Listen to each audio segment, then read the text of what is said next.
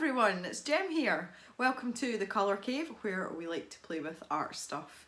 Today's video is another one for our Colouring for Beginners series, and I must stress that this is the most basic of basic videos, so it is for people that are absolutely brand spanking new to colouring. The rest of you probably won't find anything particularly useful that you didn't already know, but I shall leave that to you to decide for yourself. I did originally want to do this video specifically for Prismacolor pencils, simply because they have very soft cores and they're prone to breakages, and it was really a care video on how to minimise the impact on the pencils to prevent those breakages. But really this applies to all pencils, so I figured I would just do the video anyway. Anyway, so hopefully you do pick up something, even if it is just one thing that you didn't know before, that might help you nurture and care for your pencils a little bit better. There are three main sort of areas we're going to look at, and I'll go into them each in a little bit more depth as the video goes on. So let's get going. There are several different ways to store your coloured pencils, and it's something that you really need to think about, especially if you're going to buy a big set of pencils. I'm talking, you know, a set of maybe 40 upwards. You're going to have somewhere to put them.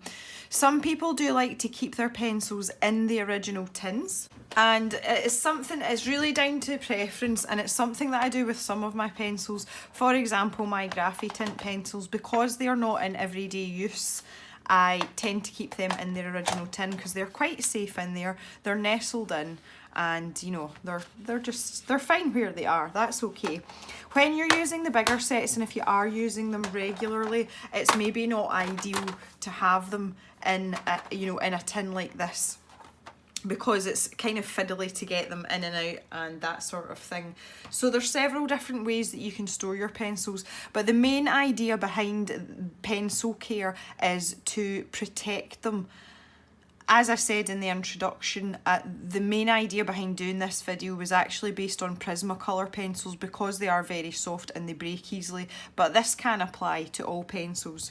So other ways of storing your pencils: some people like them in a pot on a desk or a shelf because it makes them easily accessible, and they can just pick out the one that they want and off they go, and you can see everything, all the colours right in front of you, so it's really easy to select what you're looking for. If you're going to store them in this way, there's a couple of things that you need to take into consideration. Number one is, every time you drop a pencil into a pot and it makes this noise, you're jarring the core of the pencil. And again, particularly with Prismacolors that are very prone to breaking, you're causing a stress and a trauma on the core every time that pencil hits the bottom of the tub. So the way that you can remedy that is by putting something soft in the bottom of your cup, even a piece of tissue paper or something like a little bit of foam or sponge, and just cut it out to fit and pop it in, and that way you can drop your pencil in and you're instantly eliminating that stress on the actual pencil core itself. So that's the first thing. The other thing is that if you do want to store them in cups or tubs like this, always make sure you store them point up. Now I know that sounds like a bit of a no-brainer, but you'd be surprised. And also try and keep them out of extreme sunlight and out of extreme cold, because temperature is something that affects our coloured pencils much more than we think it does. So that is the idea of cups. Now I'm sure you'll have seen as well that one of the most popular ways to store your pencils is in one of these soft cases, and this is one of the jumbo ones because this is the one that holds my Prismacolors. There are reasons that people pick these and why they are so popular, and the first one is, first and foremost, is protecting the pencils. They're quite padded and the pencils are secured inside these little elastic straps, so that there is like a minimum of movement. And when you have this all folded up and you have it all zipped up all the way around, there's nothing that can rattle about or move in there. So that's why, you know, this serves like a multitude of purposes. The other thing as well is it's really easy for you to organise your pencils the way that you like them, or if you like them the way they came out of the box, it's also good for that as well. They're easy to access, they're easy to put in and out. Sometimes your little straps here. They can be quite tight to begin with, but they do ease off, and then you can get your pencils in and out no problem. And these go up to massive sizes, and you know, so you're never gonna not have enough space for a set of pencils. And they've usually got extra little loops that are maybe slightly bigger than normal, so that you can keep other things in your case as well. So that is why these are popular, and it is the way that you can store your pencils with the least breakage, the highest ease of selection and viewing as well, and it just keeps everything together. As the big ones are quite bulky, you know, again, I've got quite small hands, but that's you know, quite a reasonable size there. So, but they say that is a big set of Prismacolors, which is 150 I've got in them. So these are really popular, and they're cushioned as well. I really like them. So I would highly recommend personally keeping your pencils in this, because again, they are protected from bright sunlight and, you know, strong temperatures. Not that we've got much of a problem with them in Scotland, it has to be said, but strong sunlight, etc. Everything is safe in there.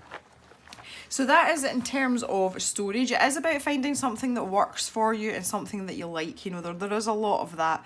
But those are probably, I would say, the most common ways that people store their pencils. If you store your pencils a different way, please leave me a comment below, because I'm always interested in what other people do as well.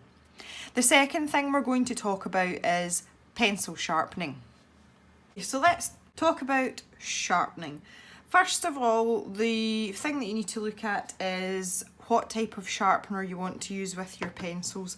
I have a selection here, and really the type of sharpener that you use is usually down to preference, to be perfectly honest.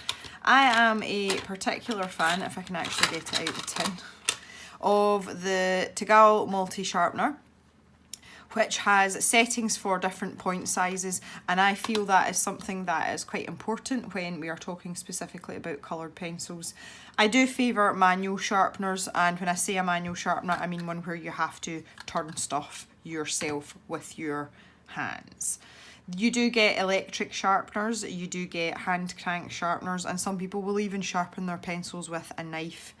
So this is just my preference, but what I will say to you, if you do pick a sharpener of any description, it is important to make sure that you change the blade regularly. So when it's, you know, it's taking a lot of effort and you're having to push harder to get that nice fine point, that's a sign that you need to change the blade.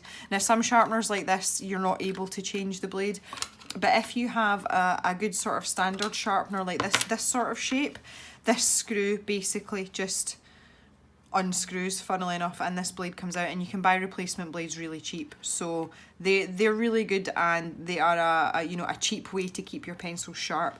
So why is it important to keep pencils sharp? Aside from the obvious, when you're actually working with them, you're going to get on a lot better if you want into small areas, that kind of thing.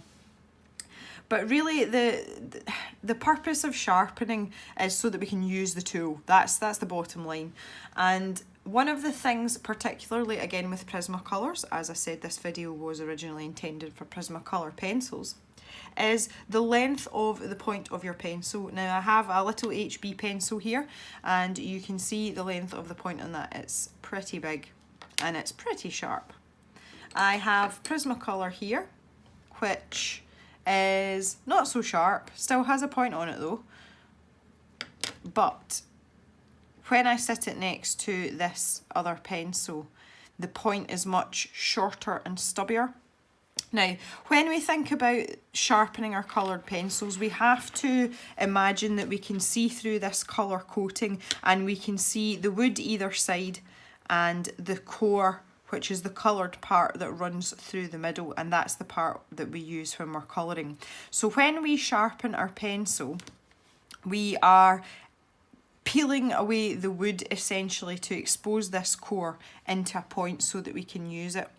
Every time you sharpen a pencil, it's a bit like when I was demonstrating putting it into the cup.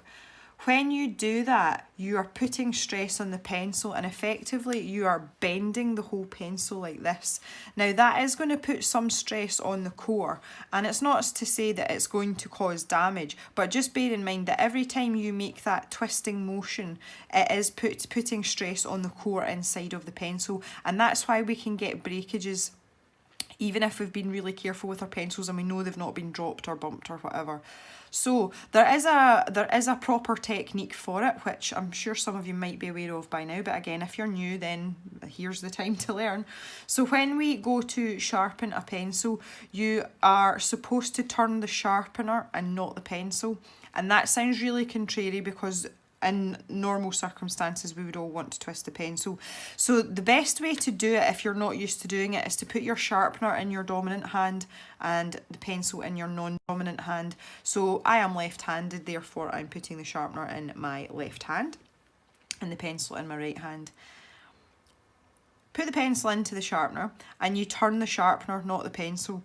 Now, one of the other things to do while you're doing this is if you hold the pencil quite far down, as in quite close to the sharpener, you're reducing that bend that you're putting on the pencil as you twist. So if you hold it around the middle or slightly lower, and you can turn the sharpener and you can sharpen your pencil, and off you go.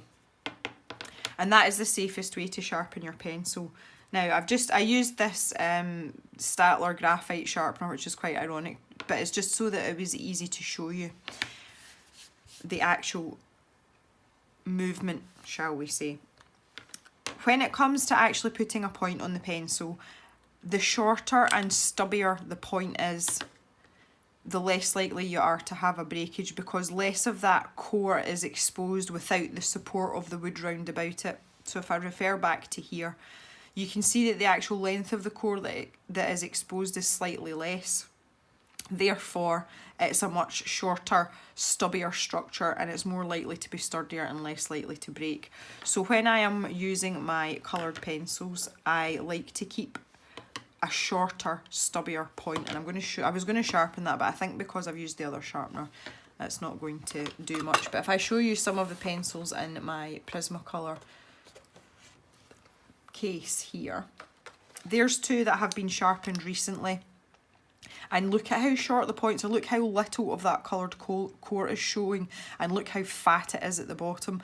That's just helping to keep that strong and reduce the breakage. So you can do that with any pencil. The thing I will say is that if you're looking to get into tiny little spaces, you may have to use a different sharpener to give you that longer, finer point, so that you can get into, you know, really sort of intricate areas.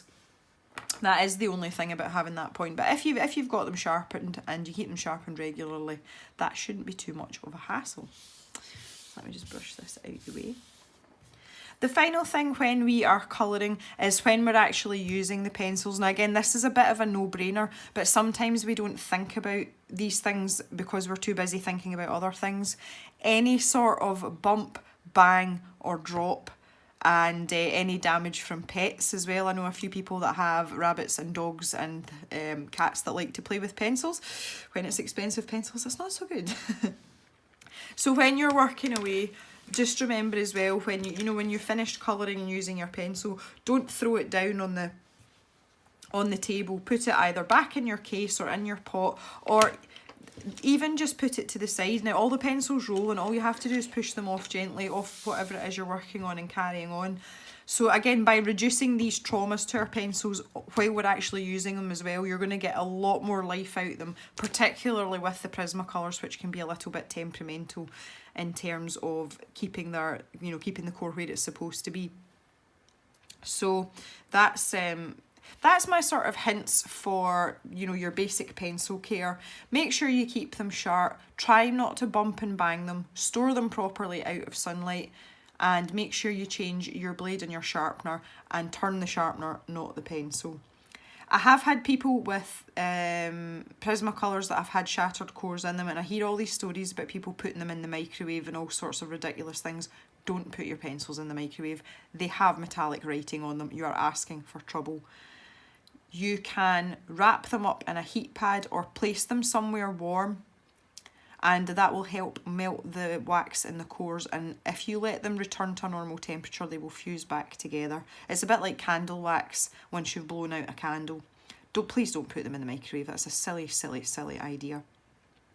So that's something that you can do particularly with Prismacolors that will help if you happen to have one that's broken. I did have a pencil like that, and it was a Prussian green, and it was just in bits the whole way through, and I think I got about 4 uses out of it, and I'd ended up sharpening it away. So that's that would have been helpful to do with that, had I known about it at the time, but it was a very long time ago, so I wasn't that knowledgeable at that point. There is one last thing that I wanted to talk about, and I suppose it fits into this third category of use. When your pencils get really short, like this one, and you are struggling to hold it or control it. I always talk about the finger and thumb rule that I have. Once I cannot rest a pencil in this fleshy part of my finger, then I put it into a pencil extender, which is one of these. Now you can buy these really cheap. These are the Derwent ones that I happen to like. I like them because they're sturdy, but you can buy them, you know, a pack of 3 for a couple of pounds on Amazon or anywhere like that. And basically the pencil fits inside the tube, and then it has some sort of mechanism to grip the pencil, and what that lets you do is it lets you continue to use the pencil once it's shorter, and you've still got the control of, you know, the full length pencil, but also as well it lets you sharpen it right down to practically nothing. And that, you know, you're really going to get your money's worth out of it, particularly if you have more expensive pencil brands, perhaps like your Caran d'Ache Luminance or your Polychromos. You know, you're going to get a lot more longevity out of them that way as well. I've got this weird habit, I keep all the tiny little stumps of my pencils, which is a bit strange. That's I'm going to show you a full length. Let's see if I've got one handy. This isn't a full length one, but it's nearly a full length pencil. So you can see there that, yeah, I got money's worth out of that. I sharpened it until I had nothing left to grip, to sharpen. So that was only because I had a pencil extender. I was able to use that to that sort of stage. So really inexpensive, and obviously they're reusable as well, so you can keep it, and the next time you get a really short stubby pencil you can use it for that one as well. So pencil extenders are a good investment, and they will help you get more life out of your coloured pencils. Alright guys, that is everything that I had to talk about. For those of you who are new, I hope this has been useful for you. If there are any other things that you would like me to talk about, or any other videos you would like to see as a beginner, please feel free to drop me a comment in the box below. I'm always open to suggestions, and I always welcome them from anyone who's new or not so new to colouring. So input always appreciated, guys. Don't forget to give us a thumbs up if you like this video, and if you haven't subscribed and you want to see more of the same thing, please feel free to join us in the cave. The more the merrier for sure. Bye guys.